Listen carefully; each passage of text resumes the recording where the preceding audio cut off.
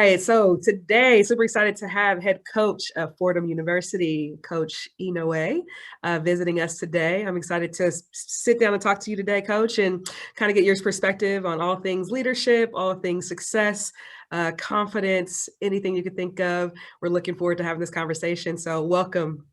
Thanks for having me, Coach. Yeah, awesome. So I always ask this question. It's one of the questions that I believe a lot of people hate to answer, but we are trying to teach our women. Today is International Women's Day as well, but we're trying to teach our women to be bold and confident in who they are and give their praise when they deserve it. And so I like to always give the opportunity for our coaches to sit down for a moment and just tell us a little bit about you and your playing career and your coaching career. Maybe what are some of the accomplishments you've had along the way?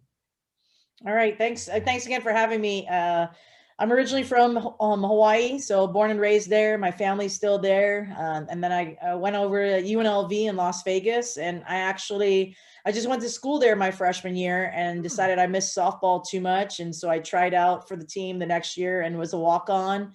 And so I redshirted that year, but kind of just was a blue collar student athlete there and earned my way. And my last 2 years, I'm proud to say that I was a starter in every game for 2 years, earned a scholarship, was a captain. So I think that's definitely why I'm a hard worker and am very passionate about the game. And then I always knew I wanted to coach and was fortunate to get an opportunity right away out of college at Northwestern State in Louisiana.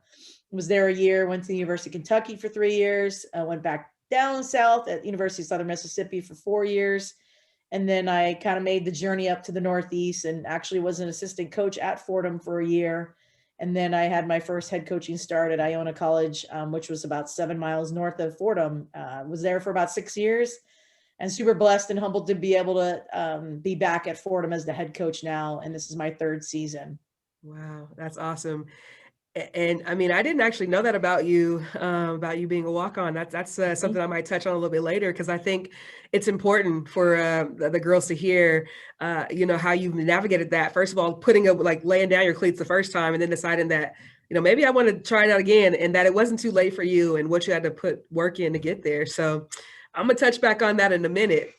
And so, there's always a stat. I'm a doctoral student. So to me, I always like to throw a stat in there, something that's kind of shocking or brings up some other conversations or feelings from people. And, yesterday or this weekend, actually, there was 2 Black women who were competing in the SEC Women's Basketball Championship. And, I always go back to the stat that there's only 2% of us that are head coaches in college athletics, and how far we have to go. And even now, when we talk about just women of all minority backgrounds and women in general, women make up about 42%. So we're getting close, right? We're getting somewhere in between, being halfway equitable in some ways and with opportunities.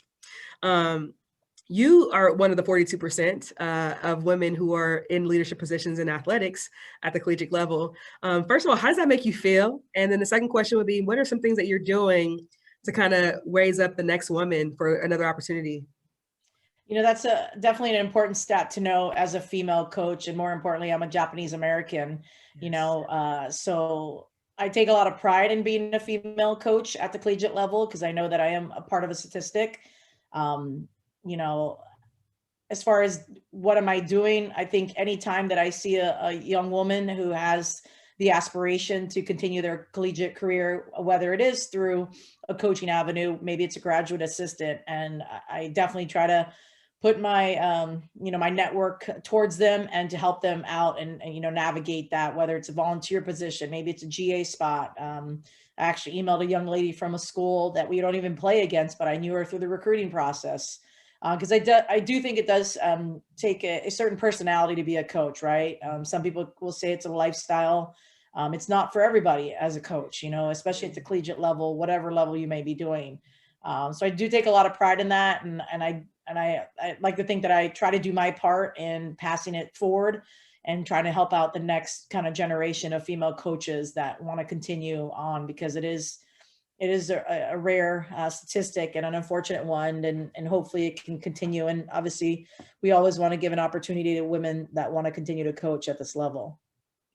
Absolutely. No, for sure. And a funny story, people who are listening, I actually met you as a coach through someone else that I connected with, who actually I met through someone else. And so that's just literally the power of how we can connect and interconnect to each other, and kind of build something that's going to be a network for life. And I think that folks in organizations like We Coach and the NFCA does a really great job of trying to provide those networking triangles or their mentoring triangles that are going to be the reason why we connect. And so, any of us are out there. I think another part of this journey for me is eventually to become this networking pinpoint for those athletes who want to kind of go on to other levels, whether it be coaching or playing, or maybe they want to go into academics or whatever it is. Like, I want to kind of be that resource for them. So it's exciting to hear that, I make these connections for interviews the same way. So awesome. And so I guess along the same lines of that, when it comes to mentorship, when it comes to you having to overcome certain barriers and get to the different positions that you are in now, how has mentorship played in that process for you? I mean, it's a huge role, to be able to look back at my student athlete experience and kind of who were those people that helped me, whether it was finding the next job or maybe, hey, this is what I think you're really good at. Have you ever thought about coaching? Have you, and I would definitely give credit to my head coach back at UNLV, back when I played, Coach Shan McDonald, who I still keep in touch with to this day. Had she not given me an opportunity and, I made the team as a tryout and a walk on, I don't know if I would be here still to this day. And so I'm forever grateful for her opportunity that she gave me, because it kind of just, if anything, lit the fire and, kind of put me on the right path and the path that I knew that I wanted to do. So she was definitely somebody that has mentored me this whole time, as well as, my first college coaching boss, Eileen Schmidt, who I worked with at Northwestern State and then had the opportunity to go with her at Kentucky, who I still keep in touch with now, and then Howard Dobson, who's at LSU as an assistant coach. I worked with him at Southern Miss. So I would say that's my close knit. And of course, Bridget Orchard, who I coached with here at Fordham. And then now, had the chance to take over when she left. So I would say those are definitely four of my, kind of people that have helped me along this journey and has led me to the next opportunity. But also some of my college teammates, one in which is the head coach over there at Fresno State, Linda Garza, and I've Yeah. got a lot of close coaching friends that I can rely on. And, I've got about 5 to 8 core, Yeah. actually all women, to be honest, too. So Ah, it's pretty cool to be able to, pick up the phone, call, say, hey, I'm struggling with this. What do you think? Because I think we all kind of go through that. But I would say absolutely. there's definitely a lot of mentors involved. Oh, for sure. I mean, and how amazing is it to just be able to know that you have those folks to call on? Like, that's awesome, and they won't judge you. They're here to listen to you. They may laugh at you, if you have that type of relationship, and then they okay, let me help you get through this because you crazy, like, and so I love it. That's awesome. And so we switch gears a little bit to yeah, your now decision to go to UNLV. Um, Tell me a little bit about how you made that decision, particularly because you weren't first thinking about it on the side of athletics. You just kind of decided you were going to go there. What kind of made you determine that UNLV was a great fit for you? Well, being a local girl from Hawaii, they always considered Las Vegas as the ninth aisle, right? So Hawaii is all about family, and I knew that it was an easy flight for my family to come visit. Or I had a couple friends that went there, and I had a couple of high school classmates that were going there as well. So I knew it was good weather. There was always going to be something to do. They had a good softball team, at the time, and thought, okay. And I think I would say I was a little burnt out. Maybe I grew up as a pitcher. I was maybe a little burnt out. To be honest, coach, I was probably a little bit scared. Could I play at the next level? I don't know. So I think that's definitely comes where the confidence path came in. And, I definitely missed it being away, and I got to know some of the players on the team. And I thought, well, I better do this, better try out. And so it was, I had to definitely work hard for it, for sure. You kind of got put in your place, and then to realize, okay, you're going to have to work even harder, for this, if this is what you want. And, I don't even know if my players know that about me. Right. It's not something that I'm embarrassed about. It's more so just kind of kind of just who I am. And, Yeah. I'm a hard worker at heart. And, but yeah, definitely looking back, I'm like, wow, that was a long time ago, number one. And number two, just knowing how much work, you had to do to put into it at that level, because it Absolutely. isn't for everybody. For But sure. definitely glad I made that decision to try out. Cause again, I think that helped me to where I am almost 20 years later now. For sure. And I think you brought up a really great point that we try to talk to our athletes about in finding the right fit. And actually, one of the questions that I had one of my players always ask coaches is that very question about, how close are you to an airport? Can my Mhm. parents come actually visit if they wanted to? And how far is that flight from home? Am I going to be missing Thanksgiving and Christmas? And for some people, determining how valuable family is to you or how valuable those moments where your parents get to actually sit in the stands and watch you and what that looks like, I think is something that I don't know if everybody goes through in their thought process. I think a lot of people do, but I think some people don't. They sometimes still are going after, I want to go to this big school, I want to go to this school, I want to go to that one because of this. But they don't think about those little things like the travel and do I get to go home for Thanksgiving versus Christmas and what that looks like, making a decision between both. So for sure. So along those similar lines, what were maybe some of the struggles you had to overcome going from like high school to college, and what were some of the ways that you got overcame them? Excuse me. I think back then in Hawaii, we didn't have as much of a lucrative travel ball scene. There was maybe, I think, three teams maybe at the time that were pretty competitive and that maybe chose to travel, whether it was to California. I mean, it was American Girl and Bobby Sox back then. Now it's all ASA and PGF. So again, I'm dating myself, but I would say just, the lack of exposure back then in Hawaii, and maybe not getting to play all the different teams. Yeah, So I think that was definitely a barrier. Maybe we weren't quite as prepared, at that time. yeah, But also just, competing at that level, it does.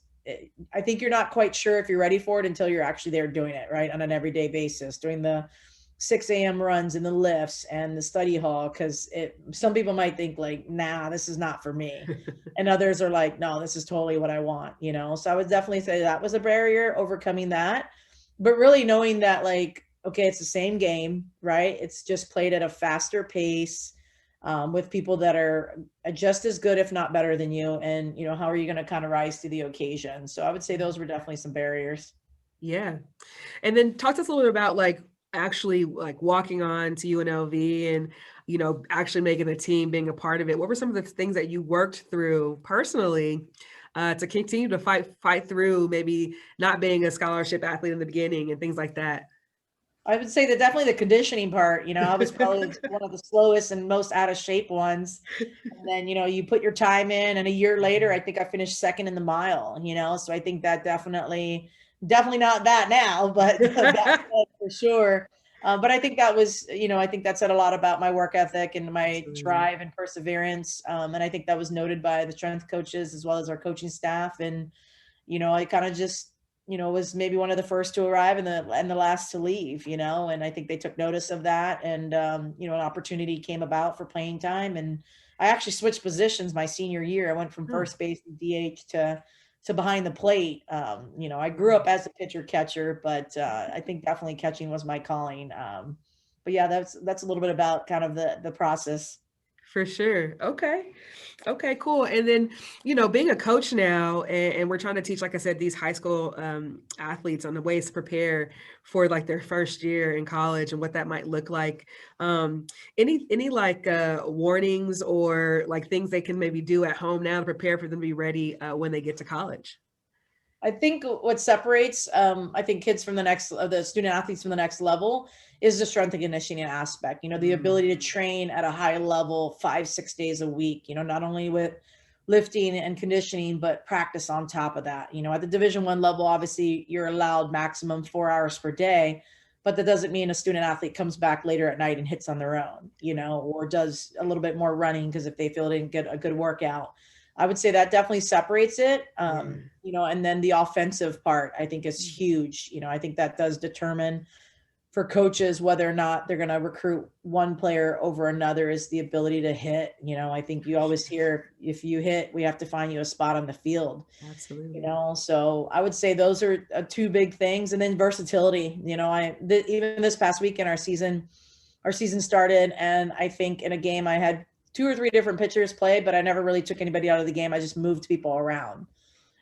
So I think that does show, if you have the ability to play multiple positions competitively, Yeah. then that only ups your chance to be in the lineup too, because obviously a starter can only re-enter one time.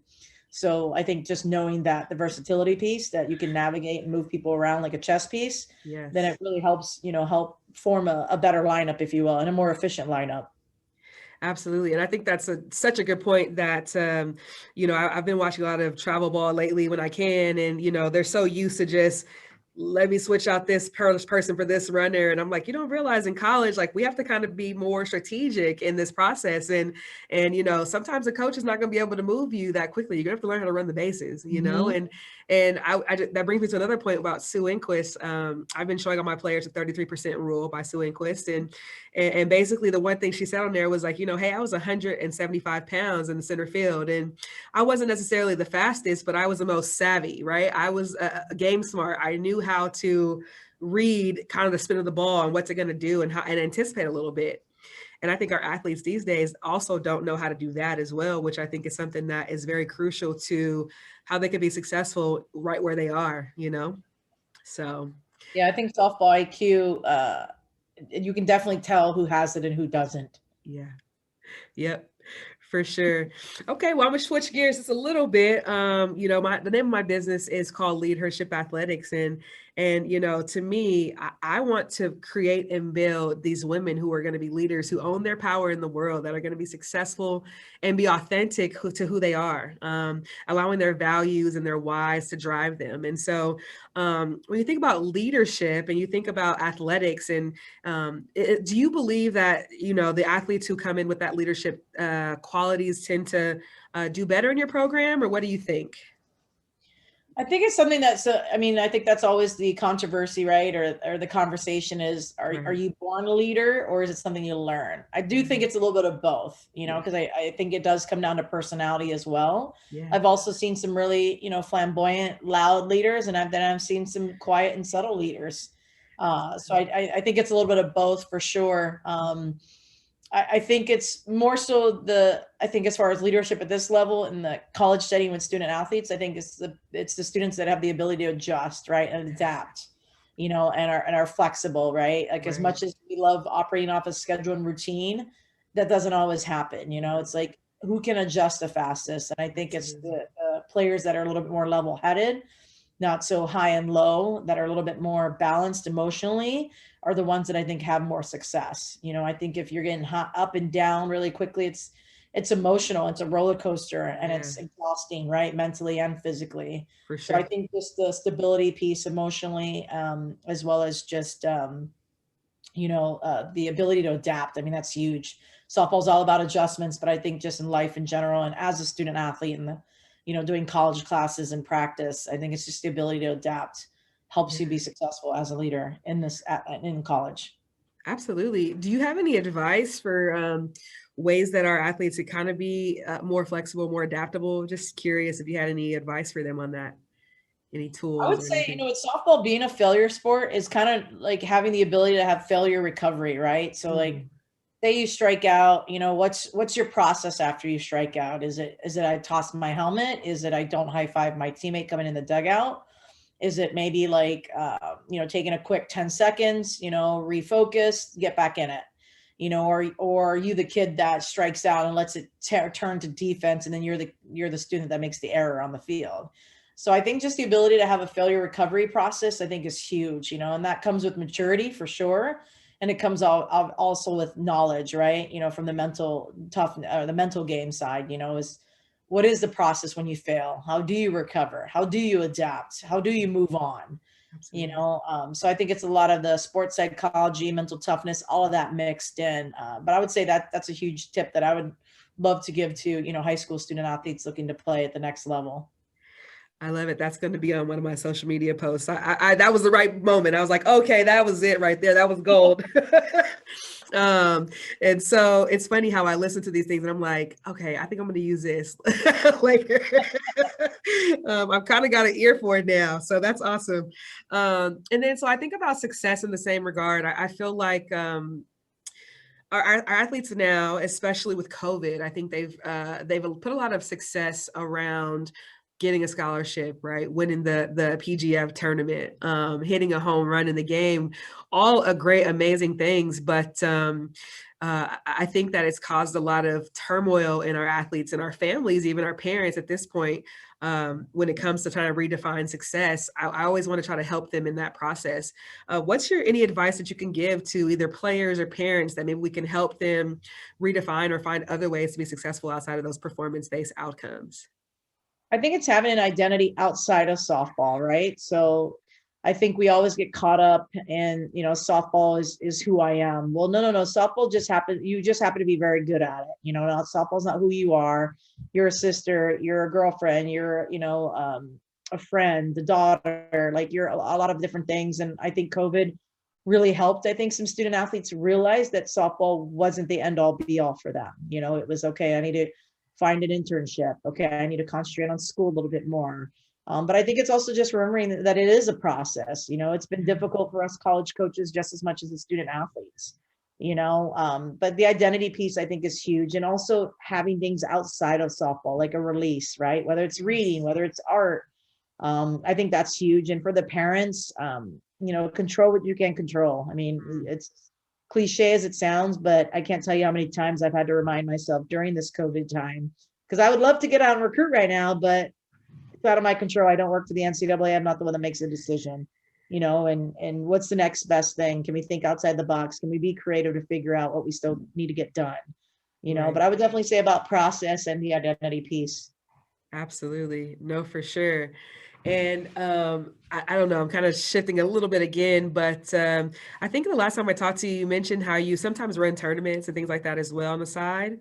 And I've been going to a couple like once every month lately, and there's a couple of things that like stand out to me as like things that they should be prepared for when they go to tournaments, and I don't think that they are.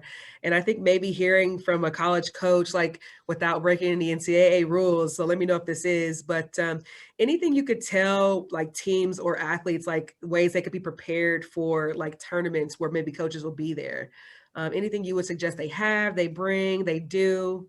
Let me know if that's breaking any rules or not. We don't have to answer it, but No, I think a lot of travel ball teams have done a great job this, summer and fall with the creativity of live streaming, whether it was Periscope or Athletes Go Live or Facebook Live. yeah, I don't think the live streaming is going away either, because I do think it was really cool as a coach. For normally you have to pick a game, right, that you're going to be yeah, at. I can only be at, maybe 4 fields during the hour. But right. now on live streaming, if games are videoed and I miss a game, then I can go back onto it, right? If it's archived. So I would say continue to live stream. I think that's awesome. And also too, if funding is going to be an issue for schools post COVID, you know, how can we still recruit? Yeah, Social media, I hate it, but it's also been something that's been really helpful during this time right now. right.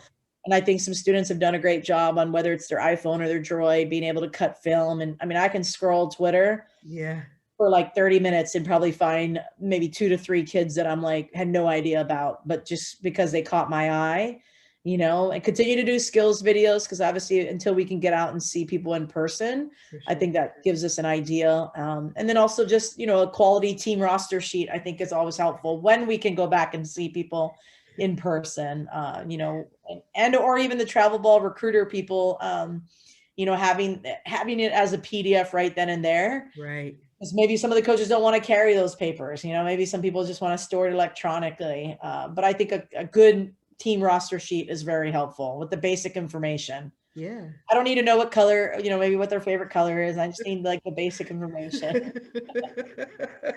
That's true. And one advice that I had for the live streaming was actually to a team, and then they started doing it. Basically, they started kind of having an announcer. So either way, like if I don't have access to your roster, first of all, give us access to your roster, or at least put it on your Facebook. If you're going to do Facebook Live, at least I can kind of go back and forth. But a parent did a good job of starting to, he kind of announced a little bit. So he was at least saying like, this person's up there this year, uncommitted. I thought that was really helpful because I was like, okay, cool. I could definitely watch this player, and then he even like talked about the changes that were going in and out of the game. So that was awesome. So a few more questions, just kind of wrapping it up here. Any advice you would give yourself, to your high school self, that you would maybe use now in your future that you want to share? Oh, let's see. I would say just having more confidence just to go for it, right? And to why not try, right? And don't be afraid to fail. I think that was a big thing looking back. It's like, and I think it was hard as a pitcher, right? It's you either are doing good or you're bad. It's hard as in between as a pitcher. But I would say those two things, like just going for it, giving it a try. What's the worst? You don't like it, you move on, but not being afraid to fail. And I think that's a lot of students these days don't know how to recover from failure because they haven't had failure or adversity, Absolutely. because everyone goes through a tough time. It's not always rainbows and sunshines for sure, Yeah. but I would say that to my young self. Absolutely. And you mentioned confidence. So just real quick, any advice for any ways that we can help our athletes build better confidence? We always tell our team that you're the only one that can build yourself up, but you're also the only one that can break yourself down, and I think that's huge. It's also being comfortable with saying like, hey, I'm good at this. And I love this about myself. I think women in general struggle to talk about themselves, Yes. so I think doing maybe little exercises with your team to whether it's affirmation cards and saying, I am smart, I am beautiful, I am strong, I am independent, as some kids might think that's corny, but for some others it's really empowering, and it can be something that really helps maybe a student through a hard time and maybe just has them realize, hey, I am this. I think Yes. there's some affirmation cards. I think it's through Beachbody maybe, or one of those programs. But it's also something that I think it's a cool team activity that you can do yourselves, whether it's a Yes. post-it on the wall if someone's struggling that day, maybe a quick little reminder. I know we have our wisdom bucket that the hitters on deck sit on, and it's credit to my assistant coach, Coach Katie. So it's, a bucket. They sit on it, gather their thoughts, whether it's formulating their hitting plan. And this year we took the wisdom bucket to a new level, and we have like little index cards that, they individualized it. So it might be like, you got this, get your head out of your butt, whatever that the students might have said to Yeah. themselves. And if you're struggling and you're about to get on deck, you can pull out of that wisdom bucket, and I think that's a quick little reminder that might help shift a mindset before you have an at bat. So those are a couple things that we're trying to do, to help hopefully build confidence right there in the moment. Oh my gosh. I like that wisdom bucket. That's awesome. That's pretty cool. Um, and yeah, I'll just quick story about confidence. I would say that in affirmations, that's something that I also, being a business owner now, face on a regular basis is, am I saying the right things? Am I doing this right? Am I doing that right?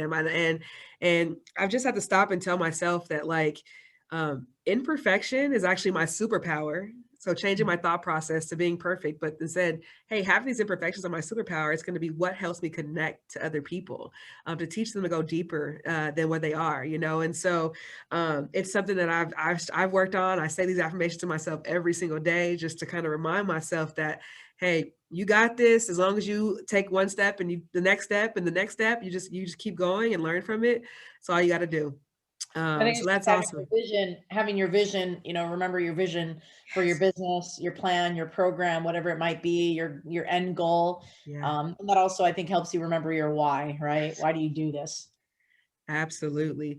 All right. So my one final question, my favorite question of all times. As I mentioned, I want our female athletes to own their power in the world. And whether they're going to be females or, female athletes or not, I want them to own their power in the world. So what's one trait that you believe every female athlete should have to own their power in the world? Oh, wow. One trait. Oh, man, you're putting me on the spot. Oh.